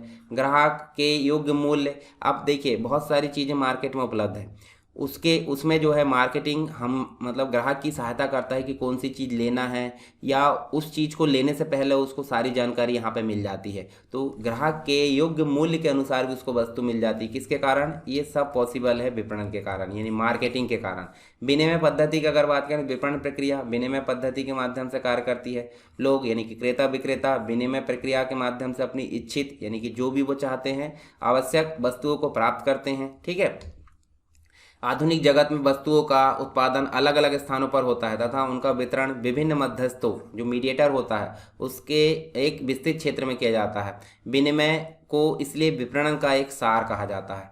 अब विनिमय मतलब सिंपल सी बात है भाई, क्रय कर लिए, विक्रय करने चले तो सिंपल सी बात है, विक्रय करने के लिए सामने वाला व्यक्ति भी तो होना चाहिए। तो उसके लिए यहाँ पे कुछ शर्तें फॉलो की जाती है। जैसे कि जब हम कोई चीज़ खरीदते हैं और बेचते हैं तो क्या होना चाहिए, कम से कम दो पक्ष होना चाहिए, एक तो खरीदने वाला और एक तो बेचने वाला। दूसरा बेचने वाला है पर दूसरा पक्ष उसका मूल्य चुकाने के लिए समर्थ नहीं है, तो क्या विनिमय पॉसिबल हो पाएगा कि नहीं हो पाएगा। नेक्स्ट, अच्छा संप्रेषण होना चाहिए। जैसे मान लो कोई बदतमीजी से बात करके हमको जो बोल रहा है कि ये चीज़ ऐसी है वैसी, अच्छे से जो हम दुकान में जाते कहीं और हमको अच्छे से नहीं दिखा रहा, तो सिंपल सी बात है, अच्छा संप्रेषण है, अच्छा कम्युनिकेशन नहीं है, तो हम क्या खरीदेंगे कि उसकी दुकान से, बिल्कुल नहीं, ठीक है। साथ में वस्तु अथवा सेवा की आपूर्ति करने योग्य होना चाहिए। कोई भी विनिमय संभव नहीं होगा यदि क्रेता और विक्रेता एक दूसरे से कम्युनिकेशन नहीं कर पाते या अच्छा कम्युनिकेशन नहीं कर पाते। नेक्स्ट है, प्रत्येक पक्ष को दूसरे पक्ष के प्रस्ताव को स्वीकार करने अथवा अस्वीकार करने की पूर्ण स्वतंत्रता होनी चाहिए। अब दुकान वाला हमको कोई प्रोडक्ट दिखाता है तो ज़बरदस्ती थोड़ी होती है कि हम खरीद लें। हमारे अंदर पूर्ण स्वतंत्रता होनी चाहिए कि उस प्रोडक्ट की अगर हमारी लेने की इच्छा है तो हम खरीद सके, अन्यथा वो हमको बाध्य नहीं कर सकता, ये चीज़ भी होनी चाहिए। विभिन्न पक्ष एक दूसरे से लेन देन करने के लिए इच्छुक होने चाहिए, तो ये भी हमको देखने को मिलता है। तो ये सारी चीज़ें पॉसिबिलिटी हो जाती है किसके लिए, विनिमय के लिए। तो विनिमय के लिए सभी कंडीशन का होना जरूरी है, इन शर्तों को होना जरूरी है, इन शर्तों का पालन करना बहुत जरूरी है। चलिए अब विपणन प्रबंध के अंतर्गत अगर देखें तो देखिए विपणन मतलब मार्केटिंग, और उसका प्रबंध मतलब जिस प्रकार से हमने प्लानिंग किए थे, ऑर्गेनाइजिंग किए थे, स्टाफिंग किए थे, डायरेक्शन किए थे, कंट्रोल किए थे, ठीक है, ये सभी चीज़ें हमको देखने को मिलती है। तो उसी प्रकार विपणन का भी एक प्रबंध किया जाएगा जिसके अंतर्गत इन सभी क्रियाओं को इस विपणन में झोंक दिया जाएगा। अब क्या क्या इसमें काम किया जाएगा वो देखेंगे, पहले हम देख लेते हैं विपणन प्रबंध का। विपणन कार्य का जो प्रबंधन है वो करना विपणन प्रबंध कहलाता है। जैसे विपणन प्रबंध से अभिप्राय उन क्रिया जैसे कि नियोजन है, संगठन है, निर्देशन है, नियंत्रण, इन सभी क्रियाओं को विपणन के लिए झोंक देना। उत्पादक, उपभोक्ता अथवा उत्पाद एवं सेवा के उपयोगकर्ता के बीच वस्तु एवं सेवाओं के विनिमय को सुगम बनाना। विपणन प्रबंध बाजार में विपणन से इच्छित परिणाम प्राप्त करने पर केंद्रित होता है। अमेरिकन मैनेजमेंट एसोसिएशन की अगर बात करें तो इन्हें एक परिभाषा दी है। यह विचार वस्तु एवं सेवाओं की अवधारणा, मूल्य निर्धारण, प्रवर्तन, वितरण की नियोजन एवं जो क्रियान्वयन प्रक्रिया है जो विनिमय के लिए होती है, जिससे व्यक्तिगत एवं संगठनात्मक उद्देश्यों की प्राप्ति होती है, ये होता है हमारा विपणन प्रबंध। फिलिप कोटलर के शब्दों की अगर बात करें तो विपणन प्रबंध बाजार का चयन करने एवं प्रबंध की अधिष्ट श्रेष्ठ ग्राहक मूल्य पैदा करने, सुपुर्दगी करने एवं संप्रेषण करने के माध्यम ग्राहकों को पकड़ना, उन्हें अपना बनाए रखना और साथ ही उनमें वृद्धि करने की कला एवं विज्ञान है। अब आपको ध्यान रखना है कि विपणन प्रबंध किसका किया जा सकता है, यानी कि विपणन किसका किया जा सकता है। तो देखिए भौतिक पदार्थ होते हैं, जैसे कि कोई प्रोडक्ट है, लैपटॉप है, कंप्यूटर है, डीवीडी प्लेयर है, मोटरसाइकिल है, आईपैड है, सेल फोन है, बहुत सारी चीज़ हो सकती है, सब भौतिक पदार्थ कहलाते हैं, इनकी मार्केटिंग की जा सकती है। सर्विसेज होती है, मान लो कोई कंपनी सेवाएं देती है, ठीक है, कंप्यूटर की शॉप की अगर बात करें तो कंप्यूटर मेंटेनेंस की सुविधा, मेंटेनेंस की सेवा वो देती हैं, तो उसकी मार्केटिंग भी हो सकती है, ठीक है। जैसे कि बीमा भी एक प्रकार की सर्विस है, हेल्थ केयर भी एक प्रकार की सर्विस है, ठीक है, सुरक्षा है, सुगम बिल सेवा है, वित्तीय सेवा, कंप्यूटर शिक्षा, ऑनलाइन व्यापार, ये सब क्या है, एक प्रकार की सर्विसेज है, इनकी भी मार्केटिंग की जा सकती है। विचार हो सकते हैं, थॉट्स वगैरह, पोलियो टीकाकरण, हेल्पेज, परिवार नियोजन, रक्तदान, झंडा दिवस पर चंदा, ये सब क्या है, ये सब आपके विचार हो सकते हैं। व्यक्ति की अगर बात करें, किन्हीं दो प्रत्याशियों के लिए हेतु चुनाव आमंत्रित करना। स्थान की बात करें तो जैसे कोई स्पेशल जगह है, झील है, तालाब है, ठीक है, ये कुछ इंपॉर्टेंट चीज़ें जो होती है वो कहलाती है स्थान के अंतर्गत, इनकी भी मार्केटिंग की जा सकती है। कुछ इंपॉर्टेंट इवेंट होते हैं, जैसे कि खेल का आयोजन होता है, खेलो इंडिया महोत्सव होता है, तो उसके लिए भी बहुत सारी मार्केटिंग की जाती है, तो ये भी हो सकता है मार्केटिंग के अंतर्गत। कुछ इन्फॉर्मेशन हो सकती है, जैसे संगठन, जैसे विश्वविद्यालय, उसके द्वारा उत्पादों का पैकेजिंग, सूचना वितरण, अनुसंधान संगठन हो सकता है, सूचना के रूप में जो है मतलब एक प्रकार से सूचना प्रदान करना, विपणन अनुसंधान एजेंसी, प्रौद्योगिकी सूचना, ये सब हमको देखने को मिलती है। चलिए आगे चलते हैं। यहाँ पे विपणन प्रबंध की कुछ अवधारणा होती है।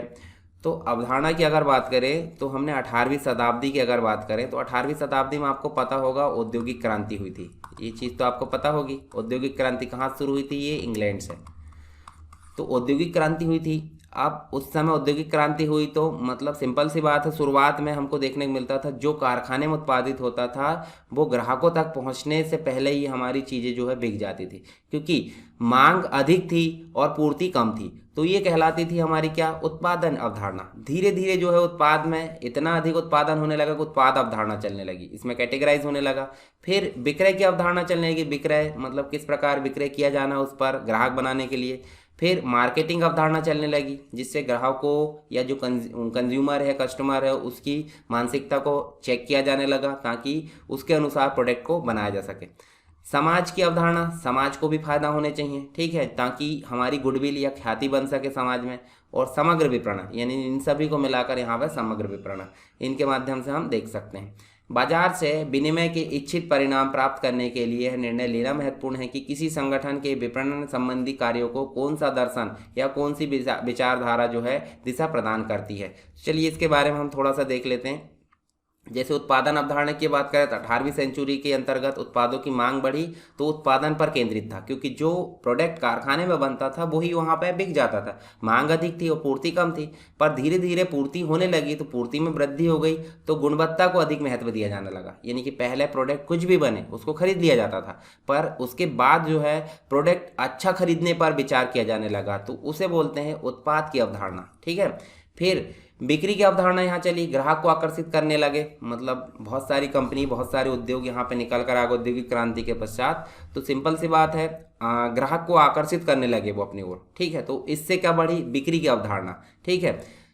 इसके बाद है विपणन की अवधारणा, यानी कि आवश्यकताओं की संतुष्टि करने पर विशेष बल दिया गया। तो मार्केटिंग यहाँ पे मार्केटिंग कॉन्सेप्ट चला। और विपणन की सामाजिक अवधारणा की अगर बात करें तो बाजार की जो आवश्यकता उसकी पहचान कर उनमें जो प्रभावी ढंग से भली भांति संतुष्टि करना, जिससे कि उपभोक्ता और समाज दीर्घकालीन कल्याण हो सके। तो ये कुछ अवधारणा थी जिसके अंतर्गत हमने देखे, यानी विपणन प्रबंध की अवधारणा। चलिए आगे चलते हैं। विपणन प्रबंध के कुछ दर्शन जो हमने देखे हैं उनमें थोड़ा सा यहाँ अंतर स्पष्ट कर लेते हैं। जो सबसे प्रारंभिक बिंदु की अगर बात करें तो उत्पादन, उत्पाद और विक्रय, ये तीन जो थे, ये तीनों की शुरुआत, प्रारंभ बिंदु होता था कारखाने। तीनों का प्रारंभ बिंदु क्या था, कारखाना। और विपणन अवधारणा और समाज में अगर देखें तो इसका संबंध बाजार से था और इसका बाजार और समाज से था। ये आप थोड़ा सा ध्यान रख सकते हैं। मुख्य केंद्र बिंदु की अगर बात करें, उत्पाद की मात्रा इसका मुख्य केंद्र बिंदु था। इसके उत्पादन की गुणवत्ता, और देखिए हमने देखे उत्पादन की गुणवत्ता यहाँ बढ़ गई थी। और निष्पादन का स्वरूप, उत्पादन में वृद्धि होना चाहिए, ये बिक्री की अवधारणा थी। विपणन की अवधारणा उपभोक्ताओं की आवश्यकताओं को पता करना और उसके अनुसार जो है क्या करना, प्रोडक्ट उपलब्ध कराना। समाज की अवधारणा, उपभोक्ता की आवश्यकता और समाज कल्याण यहाँ पे मुख्य फोकस था। साधन देख लेते हैं। साधन, उत्पादन की अवधारणा में उत्पाद की उपलब्धता एवं क्रय क्षमता यहाँ था। दूसरा, उत्पाद अवधारणा में उत्पाद में सुधार था। विक्रय में विक्रय एवं विक्रय परिवर्तन। साथ ही विपणन की अगर बात करें तो एकीकृत विपणन। समाज अवधारणा में एकीकृत विपणन। तो बस थोड़ा सा हमको ध्यान रखना। समाप्ति की अगर बात करें, उत्पादन की मात्रा द्वारा लाभ अर्जन यहाँ समाप्त हो जाता था। उत्पाद की गुणवत्ता से लाभ प्राप्त करना, विक्रय की मात्रा से लाभ प्राप्त करना, और यहाँ पे था ग्राहक की संतुष्टि से लाभ प्राप्त करना, और साथ में उपभोक्ता की संतुष्टि और साथ में समाज कल्याण होना चाहिए, ठीक है। तो ये हमारे कुछ दर्शन है। थोड़ा सा हमने जो है अंतर देख लिया। यहाँ पे कुछ कार्य देख लेते हैं। जैसे खरीदारी करना विपणन के कार्य है, उसको असेंबलिंग करना, सेट करना, पैकेजिंग करना, ये सब होते हैं असेंबलिंग में। विक्रय करना ये विपणन के कार्य है। स्टोरेज, समय कुछ खरीद लिया हमने, कुछ समय के लिए उसको रख लेना, स्टोरेज। एक जगह से दूसरी जगह पहुंचाना, परिवहन। वित्तीयन, फाइनेंशियल चीज़ों का मैनेज करना। बाजार के संग्रह, बाजार की जानकारी का संग्रह करना ताकि जो है हम उसके अनुसार प्रोडक्ट को उपलब्ध करा सकें। स्टैंडर्ड और कुछ ग्रेडिंग तैयार करना, ये सब हो जाते हैं विपणन के कार्य। आप एक बार यहाँ पे पढ़ भी सकते हैं, ठीक है, ये आपको दिया हुआ यहाँ पे PDF में। विज्ञापन, जिसे हम बोलते हैं एड्स। एड मतलब होता है एडवर्टाइजमेंट। एड मतलब क्या होता है, एडवर्टाइजमेंट, और उसी को बोलते हैं विज्ञापन। विज्ञापन आपने देखा होगा, एक प्रकार से हम सीधे व्यक्ति को नहीं बताते, इनडायरेक्ट तरीके से। जैसे आप उदाहरण के रूप में ले सकते हैं फ्लैक्स की, या कोई वीडियो ऐड है, ऑडियो ऐड है। आकाशवाणी, हेलो आकाशवाणी में आपने सुना होगा, ठीक है। टीवी में आपने देखते होंगे, कहीं रास्ते में चलते फ्लैक्स बैनर देखे होंगे। तो सीधे कोई व्यक्ति आपसे बताता है कि उस प्रोडक्ट की जानकारी नहीं, ये अव्यक्तिगत संप्रेषण, अव्यक्तिगत कम्युनिकेशन है। मतलब कोई व्यक्ति आपको कम्युनिकेट नहीं करता, वो इनडायरेक्ट तरीके से। जैसे आपने रास्ते में देखा होगा अलग अलग जगह LED लगी हुई है, तो LED में उस व्यक्ति के द्वारा आकर बोला जा रहा है नहीं, एक मीडिएटर के माध्यम से वो बोला जा रहा है, ठीक है। तो जिसका भुगतान, मतलब उस एडवर्टाइजमेंट का हमको भुगतान करना होता है। मान लो हमारा व्यापार है, हमारे व्यापार में जो भी प्रोडक्ट है, सर्विसेज है, उनको लोगों तक पहुंचाना है, तो हमको एक मीडिएटर की ज़रूरत पड़ती है जो उस जो है लोगों तक उसकी जानकारी पहुंचा दे। तो वही होता हमारा विज्ञापन, जिसे हम बोलते हैं एडवर्टाइजमेंट। तो इसकी कुछ महत्वपूर्ण विशेषता होती है। तो देखिए, भुगतान का स्वरूप, भुगतान अगर ज़्यादा होगा तो मतलब ज़्यादा बड़ी मात्रा में ज़्यादा लोगों तक उस चीज़ को पहुंचाया जाएगा। जैसे आपने न्यूज़पेपर में भी देखे होंगे, ब्रोशर्स आपको आते हैं, वो भी क्या है, वो भी एक प्रकार से ऐड का एक रूप है। अव्यक्तिगत होते हैं, जैसे कि हमने अभी बात की, अव्यक्तिगत सीधे जो व्यक्ति है उसको लाता नहीं है हमारे पास, मीडिएटर के द्वारा कुछ अन्य माध्यम से वो लाया जाता है। चिन्हित विज्ञापन, जैसे विज्ञापन निश्चित व्यक्ति अथवा कंपनियां करती है जो विज्ञापन में श्रम करती है अथवा तथा इसकी लागत को वो मतलब एक प्रकार से सहन करती है, बहन करती है। तो ये हम देख सकते हैं, इसकी कुछ विशेषता है। विज्ञापन के लाभ की अगर बात करें तो बड़ी संख्या में लोगों तक पहुंचाया जा सकता है। ग्राहक संतुष्टि एवं विज्ञापन में वृद्धि होती है, स्पष्टता होती है, मितव्ययिता होती है, ठीक है, ताकि हम जो है ज़्यादा से ज़्यादा लोगों को अपनी सेवाओं के बारे में बता सके और लोगों को हमारी ओर आकर्षित कर सके। विज्ञापन की आलोचना की गई है, लागत में वृद्धि। अब सब तो कहने की बात है, जब अच्छाई है किसी चीज़ की थोड़ी बहुत कमियां तो होगी, तो इसलिए कमियां बताना भी बहुत ज़रूरी है। तो लागत में वृद्धि होती है, पर अगर बड़े संस्थान हैं तो वहाँ लागत में वृद्धि क्या है भाई? अगर वो अपने व्यापार को या अपनी सेवाओं को लोगों तक पहुँचाना चाहती है तो विज्ञापन तो करना पड़ेगा। अगर विज्ञापन नहीं करेगी तो वो एक जगह दबकर रह जाएगी। तो सिंपल सी बात है, यहाँ बड़ी संस्थाओं के लिए मैटर नहीं करता। छोटी संस्था हम ज़्यादा अगर एडवर्टाइजमेंट कर देंगे तो ये दिक्कत होने वाली है। सामाजिक मूल्यों में कमी होती है, क्रेताओं में असमंजस बैठता है। ठीक है, अब एक ही चीज़ के बहुत सारे विज्ञापन हैं। ठीक है, मान लो हम बात कर लेते हैं कोई भी चीज़ की, सोप की बात कर लेते हैं या फिर टीवी कूलर, बहुत सारी चीज़ की।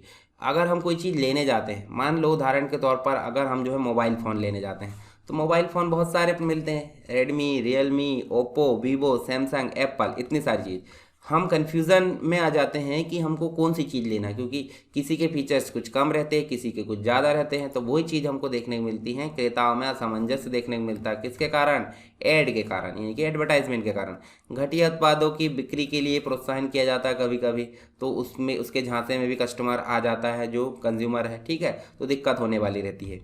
चलिए, उपभोक्ता व्यवहार को प्रभावित करने वाले कुछ कारक है, तो आप थोड़ा सा ध्यान रख लीजिए। व्यक्तिगत कारक हो सकते हैं, मनोवैज्ञानिक कारण हो सकते हैं, सामाजिक कारक हो सकते हैं और सांस्कृतिक कारक। तो इनको आप थोड़ा सा ध्यान रखिए ताकि एग्जाम में क्वेश्चन बने तो आप उसको बता सकते हैं। चलिए, विपणन जो मिश्रण होता है, विपणन मिश्रण की अगर बात करें तो विपणन मतलब मार्केटिंग होता है। तो हमने यहाँ पे देखा विपणन मिश्रण यानी मार्केटिंग मिक्स। अब मिक्स का मतलब क्या होता है? एक से अधिक चीज़ों का कलेक्शन। तो हम यहाँ देख सकते हैं हमको 4P मिलते हैं, 4P। अब 4P मतलब प्रोडक्ट है यानी कि उत्पाद, प्लेस है यानी कि स्थान, प्रमोशन यानी कि प्रमोशन, संवर्धन जिसे हम बोलते हैं, और प्राइस यानी कि मूल्य। इन चारों चीज़ों के मिश्रण को हम बोलते हैं विपणन मिश्रण यानी मार्केटिंग मिक्स। ठीक है, 4Ps मार्केटिंग। आपको एग्जाम में क्वेश्चन भी आएगा कि 4P में कौन शामिल नहीं है, तो आपको यहाँ ध्यान रखना है कि 4P में 4 चीज़ें शामिल है। इसके अलावा जो भी आएगा वो आपका जो हो जाएगा गलत हो जाएगा, यानी कि वो राइट आंसर हो जाएगा। चलिए, इससे रिलेटेड हम क्वेश्चन को हल कर लेते हैं। जो हमारे क्विज है किसके, विपणन से संबंधित। ठीक है, एडवर्टाइजमेंट विपणन से संबंधित। उसके बाद हम जो है नेक्स्ट टॉपिक को कवर करने वाले हैं। यहाँ पे बात की जा रही है, पहला क्वेश्चन, वह प्रक्रिया जो समय, स्थान, स्वामित्व और जागरूकता संबंधी उपयोगिता की रचना करते हुए वस्तुओं और सेवाओं को उत्पादनकर्ता को निम्नलिखित में से किसके द्वारा जाना जाता है? तो यहाँ देखिए, इसका राइट आंसर क्या होगा? विपणन यानी मार्केटिंग हमने अभी पढ़े हैं, तो मार्केटिंग इसका राइट आंसर होगा, जो कि समय, स्थान, स्वामित्व और जागरूकता संबंधी उपयोगिता की रचना करती है। ठीक है, तो इसका राइट आंसर हमारा सी हो गया। नेक्स्ट है, निम्नलिखित में से कौन विपणन के मुनाफे के अंतर्गत आता है? चलिए यहाँ बताइए। मुनाफा युक्त रोजगार के अवसरों को समन्वित करना, लोगों का निम्न जीवन स्तर, यह उपक्रम को अधिक मुनाफा अर्जित करने से रोकता है और यह आर्थिक वृद्धि को बाधित करता है। तो इसका राइट आंसर होगा ए, यानी मुनाफा युक्त रोजगार के अवसरों को समन्वित करना क्या होता है? विपणन के मुनाफे के अंतर्गत आता है। राइट आंसर ए होगा।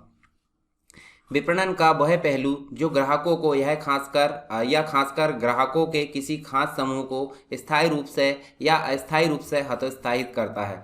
तो हतोत्साहित करने का मतलब क्या होता है? D marketing. डी मार्केटिंग यहाँ पे होता है इसका राइट आंसर, तो आप इसके बारे में देख सकते हैं। ठीक है, हतोत्साहित करने का काम करता है। वह स्थान जहाँ खरीदार और विक्रेता एक दूसरे के संपर्क में आते हैं। चलिए बताइए, क्रेता और जो है विक्रेता, क्रेता और विक्रेता एक दूसरे के संपर्क में आकर लेन देन करते हैं, उस स्थान को क्या बोलेंगे? कार्य, उत्पाद, चैनल? नहीं, इसका राइट आंसर है बाजार। तो बाजार यहाँ पे बोला जाता है, जिसे इंग्लिश में बोलते हैं मार्केट। ठीक है, और बाजार हमने बोले थे उत्पाद बाजार है, भौगोलिक बाजार है। ठीक है, उसके बाद उसका जो उपभोक्ता के आधार पर, मतलब एक प्रकार से व्यापारी के आधार पर थोक भी हो सकता है और फुटकर भी हो सकता है। विपणन यानी मार्केटिंग बोलते हैं, मार्केटिंग का मुख्य सरोकार क्या है, मुख्य फोकस क्या है? तो देखिए, माल का उत्पादन करना, सेवाएं प्रदान करना, दूसरा सामग्री आपूर्ति और उपकरण का उपार्जन करना, सकारात्मक छवि का निर्माण करना और उसे बनाए रखना, और संगठन के उत्पादों और सेवाओं की मांग का उत्पन्न करना। तो इसका मुख्य सरोकार अगर बात करें तो सकारात्मक यानी कि रेपुटेशन बनाना और साथ में उसको बनाए रखना। राइट आंसर हमारा सी होगा। नेक्स्ट है, विपणन प्रबंध के उद्देश्य होते हैं। विपणन प्रबंध के क्या उद्देश्य होते हैं? कोई उपभोक्ता को उन्मुखता नहीं, ग्राहकों की असंतुष्टि, ग्राहकों का सृजन और सांगठनिक लक्ष्य की प्राप्ति, लक्ष्य की अप्राप्ति। तो राइट आंसर हमारा ये देखने को मिलता है, ग्राहकों का सृजन करना। ये किसका उद्देश्य होता है? विपणन प्रबंध का उद्देश्य होता है। ठीक है, साथ ही देखिए व्यवसाय के विकास के लिए लाभों में वृद्धि करना, व्यवसाय के लिए ग्राहक आधार पर का सृजन करना, ग्राहकों की संतुष्टि प्रदान करना और अच्छी छवि स्थापित करना। ये भी मुख्य रूप से इसके निम्न उद्देश्य देखने को मिलते हैं। किसी मौजूदा उत्पाद का नया उपयोग तलाश करने का प्रयास और नए उपयोगकर्ता के सृजन को किस नाम से जाना जाता है? नए उपयोगकर्ता के सृजन को किस नाम से जाना जाता है? तो देखिए एक तो होती है मार्केटिंग, और मार्केटिंग मतलब नए उपयोगकर्ता को हमको एक प्रकार से सृजित करना है, तो उसके लिए होती है रीमार्केटिंग। क्या होती है? रीमार्केटिंग। तो राइट आंसर हमारा बी हो जाएगा। ग्रीन मार्केटिंग, ग्रीन मार्केटिंग को और किस नाम से जाना जाता है? तो बताइए मुझे, eco marketing, 1-to-1 marketing, counter marketing या नाइस मार्केटिंग? तो इसका राइट आंसर है इको।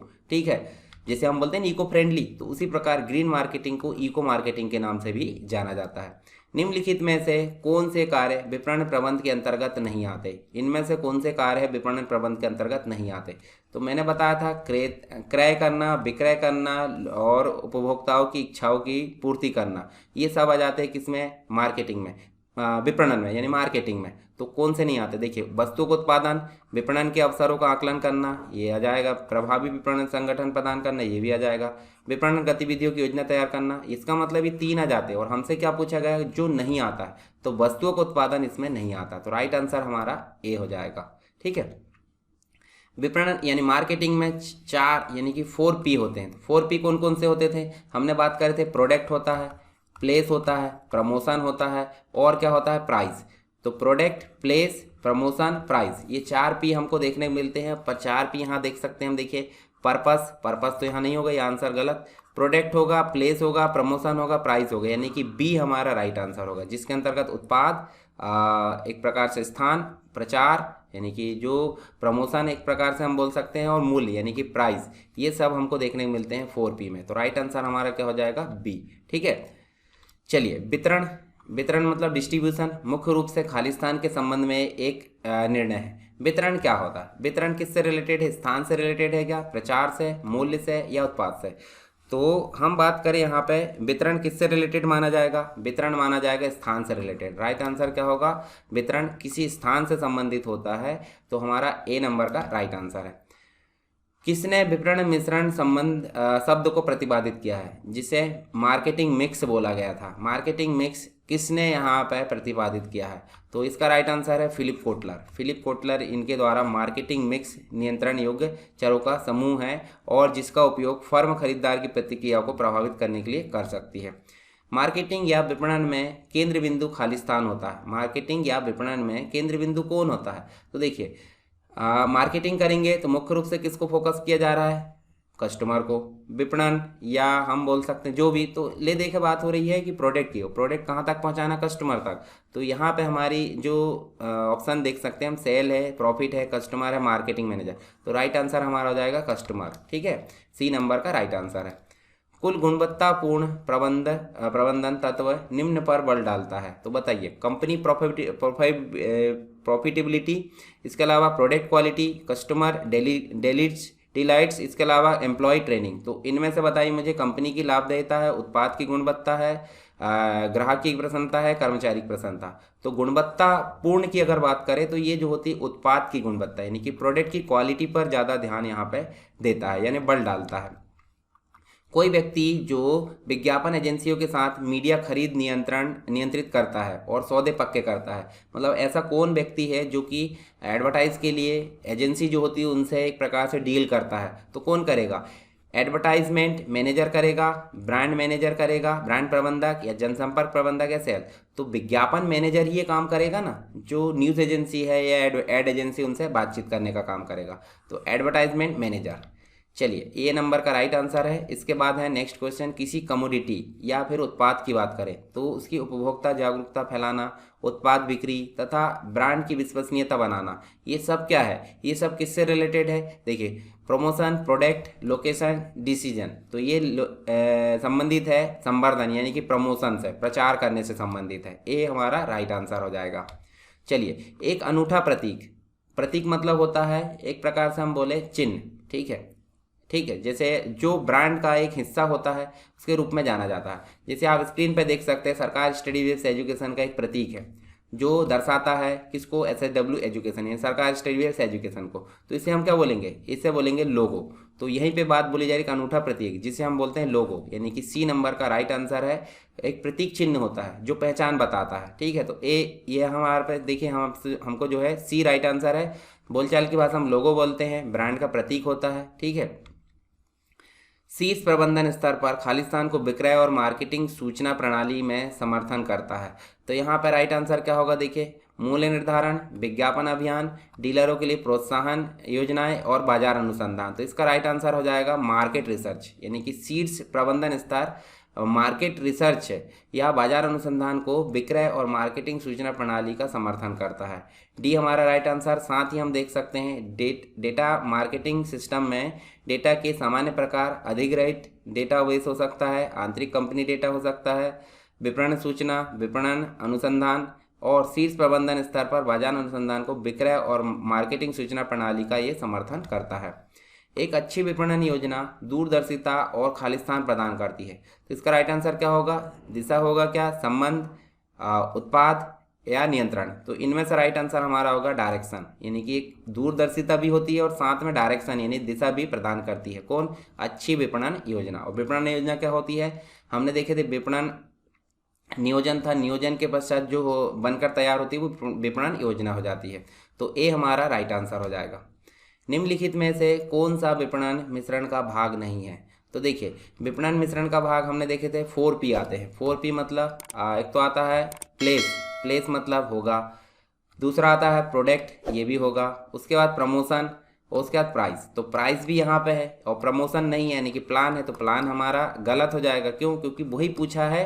तो राइट आंसर भी हमारा वो होगा, ठीक है। कौन सा, प्लान, क्योंकि इसकी जगह क्या आना था, इसकी जगह आना था प्रमोशन। चलिए आगे चलते हैं, सी हमारा राइट आंसर है। सेवा विपणन संबंधित है। सेवा विपणन किससे संबंधित है बताइए, केवल सेवाओं के वितरण संबंधित से, मार्केटिंग ऑफ सर्विसेज, भौतिक उत्पादों के विपणन से, और दोनों भौतिक उत्पादों के विपणन और सेवाओं के विपणन से। तो इसका राइट आंसर होगा हमारा बी, सेवाओं के विपणन से संबंधित है सेवा विपणन, ठीक है। बी हमारा राइट आंसर है। उपभोक्ता व्यवहार में अध्ययन किया जाता है। उपभोक्ता के व्यवहार में अध्ययन किया जाता है क्या, उपभोक्ताओं की क्या किया जाता है, क्रय आदतों को, क्रय प्रवृत्तियों को, क्रय करने की रीतियों और क्रय प्रेरणाओं को, उपरोक्त में सभी। तो यहाँ पर राइट आंसर हो जाएगा सभी चीज़, यानी कि आदत भी चेक की जाती है, प्रवृत्तियाँ भी और रीतियाँ भी। तो ये सभी चीज़ों को यहाँ पे अध्ययन किया जाता है किसके अंतर्गत, उपभोक्ता व्यवहार के अंतर्गत। डी हमारा राइट आंसर है। चलिए यहाँ पे हमने जो है किससे रिलेटेड क्वेश्चन की बात की है, हमने बात की विपणन से रिलेटेड, और साथ में हमने देखे थे ऐड यानी कि एडवर्टाइजमेंट भी देखे थे, जिसको विज्ञापन बोलते हैं, ठीक है। तो ये हमारा यहाँ कंप्लीट हो जाता है theory plus question. I hope आपको सारी चीज़ें क्लियर हो गई होगी। फिर भी अगर कोई डाउट है तो आप मुझे कमेंट बॉक्स में बता सकते हैं, या फिर टेलीग्राम चैनल को आप ज्वाइन कर लीजिए। उसमें आप मुझे टेलीग्राम में मैसेज भी कर सकते हैं। डिस्क्रिप्शन बॉक्स में टेलीग्राम की लिंक दी है। और चैनल को सब्सक्राइब करना में कोई चार्ज नहीं लगता। अगर आपने सब्सक्राइब नहीं किया तो सब्सक्राइब कर लीजिए, और दूसरे लोगों तक उस वीडियो को, जिसको ज़रूरत है उस तक ज़रूर शेयर करें अपने व्हाट्सएप ग्रुप में और जहां भी आप जुड़े हुए हैं। चलिए मिलते हैं नेक्स्ट टॉपिक के साथ में, तब तक के लिए जय हिंद।